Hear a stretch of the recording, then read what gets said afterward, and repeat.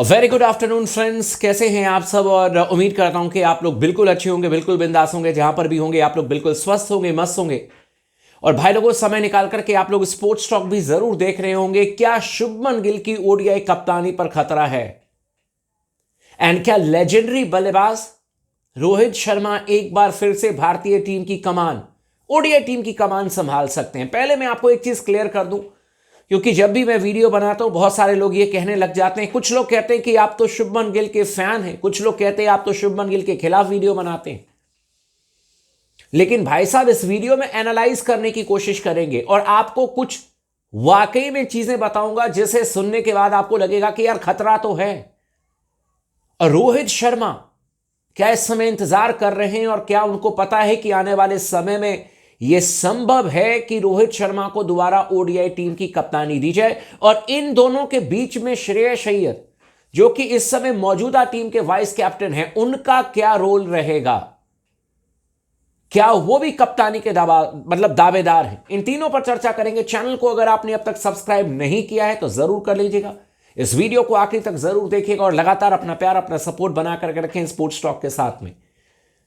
शुभमन गिल को जब ODI team का कप्तान बनाया गया था तब भी ऐसे लगा, पर्सनली मैं अपनी बात बता सकता हूं, मुझे लगा कि आनंद फानंद में लिया गया यह फैसला है।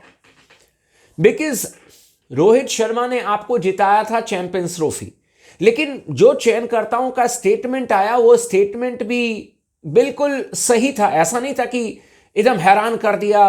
एक तो शुभमन गिल को कप्तान बना करके उसके बाद कुछ अलग स्टेटमेंट दिया। उन्होंने यही कहा कि 2027 ओडीआई वर्ल्ड कप को देखते हुए हमने शुभमन गिल को कप्तान बनाया है ताकि उनको अच्छा खासा एक्सपीरियंस हो जाए, 1.5 साल 2 साल कप्तानी कर लें ताकि वर्ल्ड कप में जाने से पहले अपने आप को वेल प्रिपेयर्ड करें। यह चयनकर्ताओं का मानना था और इस विचार के साथ में अगर आप देखोगे तो सही तरीके से उन्होंने सोच के साथ में शुभमन गिल को कप्तानी दी थी और एक तरीके से उन पर एक अलग जिम्मेदारी दे दी। लेकिन यहां पर एक दिक्कत थी भाई लोगों। जो पैनल यानी कि अजीत अगरकर ने उनसे कप्तानी के लिए कहा था, और अजीत अगरकर चीफ सेलेक्टर हैं, मेरे ख्याल से वो इनका लास्ट असाइनमेंट था T20 वर्ल्ड कप, और अजीत अगरकर इसके बाद चीफ सेलेक्टर नहीं रहेंगे, जो खबर आई। और उसी दौर में अगर आप देखेंगे तो शुभमन गिल को स्टार बनाने के लिए, अच्छे प्लेयर हैं इसमें कोई शक नहीं है, लेकिन उनको T20 टीम का वाइस कैप्टन तक बना दिया गया था। टेस्ट मैचेस की कप्तानी, ओडीआई की कप्तानी, T20 का वाइस कैप्टन। और ऐसे लग रहा था कि कहीं ऐसा ना हो जाए कि भाई 2026 T20 वर्ल्ड कप के बाद में शुभमन गिल तीनों फॉर्मेट के कैप्टन हो जाए।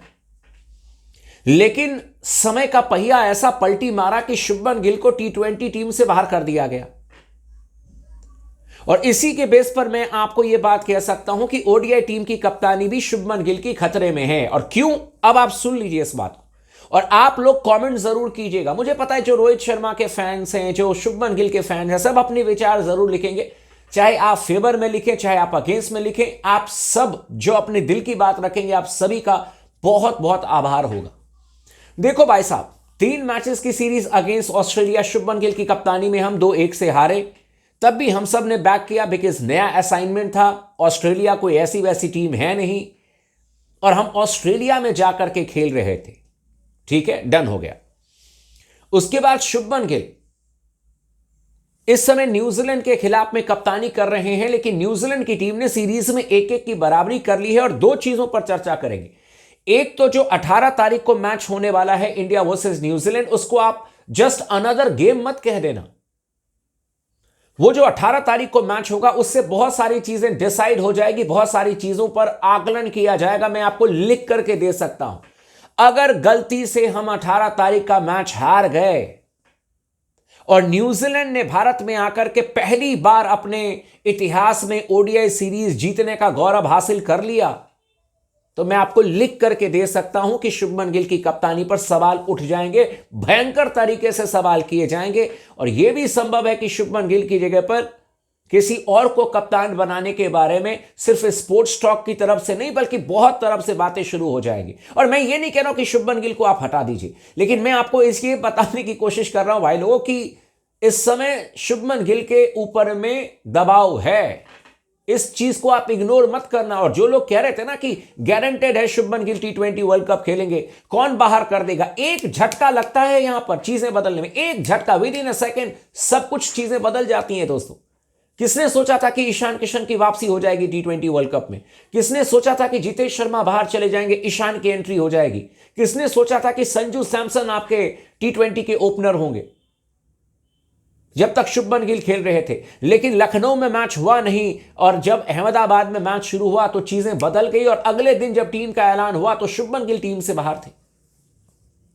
यहां पर बहुत जल्दी चीजें बदल जाती, और इसीलिए रोहित शर्मा जो हैं भारतीय टीम के एक ऐसे कप्तान रह चुके हैं जिनकी कप्तानी में हमने चैंपियंस ट्रॉफी जीता, जिनकी कप्तानी में 2024 में हमने T20 वर्ल्ड कप जीता, और MS धोनी के बाद भारत के सबसे सक्सेसफुल कैप्टन रहे हैं, क्योंकि ICC ट्रॉफी 2 जीता है रोहित शर्मा ने।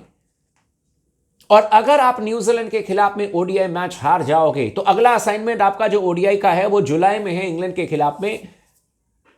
लेकिन शुभमन गिल के लिए आसान नहीं होगा। मैं आपको आज लिख करके दे सकता हूं गारंटी के साथ में कि अगर एक आध सीरीज शुभमन गिल की कप्तानी में ऊपर नीचे हो गया, और कंटिन्यूसली मैं बात कर रहा हूं, तो आप लिख लीजिएगा कि शुभमन गिल की ODI कप्तानी चली जाएगी। दूसरी बात यह है कि आपने हर मैच में नोट किया होगा शुभमन गिल जब बीच मैच में बाहर जाते हैं, और कई ओवर्स के लिए मैंने नोट किया कि वो बाहर चले जाते हैं। हो सकता है कि मैं गलत भी हूं, लेकिन मैंने कई बार देखा है कि शुभमन गिल बाहर बैठे रहते हैं जब गेंदबाजी अपनी चलती रहती है। तो भाई उनको 50 ओवर्स मैदान पर खड़ा रहना होगा। एक आध मैच में चलो ऊपर नीचे हो जाता है, लेकिन अगर हर मैच में आपको बाहर जाने की नौबत आ जाए तो फिर इसको लेकर के सवाल उठेंगे।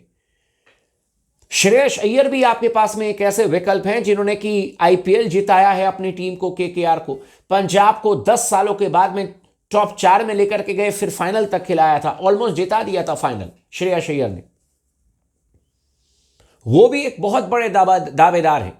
लेकिन क्राइसिस मैन आपके रोहित शर्मा, अगर जरूरत पड़ी, क्योंकि रोहित के बल्ले से अगर रन आ जाए आखिरी मैच में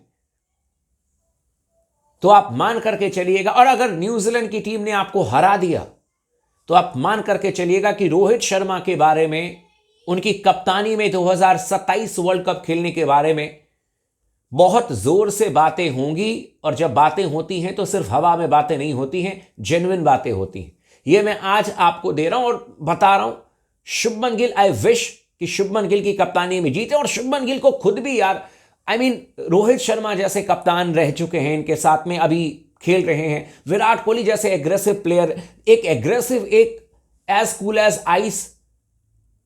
और आपको अपना निर्णय लेना पड़ेगा। शुभमन गिल को अपने डिसीजंस लेने पड़ेंगे, वो मैच्योरिटी दिखानी पड़ेगी, वो चयनकर्ताओं को एहसास कराना होगा कि भाई शुभमन गिल इस टीम को हैंडल कर सकते हैं, शुभमन गिल इस टीम को आगे लेकर के जा सकते हैं। वो दमखम दिखाना होगा, अदरवाइज शुभमन गिल की कप्तानी पर खतरा हो जाएगा अगर न्यूजीलैंड ने आपको हरा दिया ODI सीरीज तो। बाकी आप लोग का क्या कहना है इस पर, आप हमें कमेंट करके जरूर बताइएगा।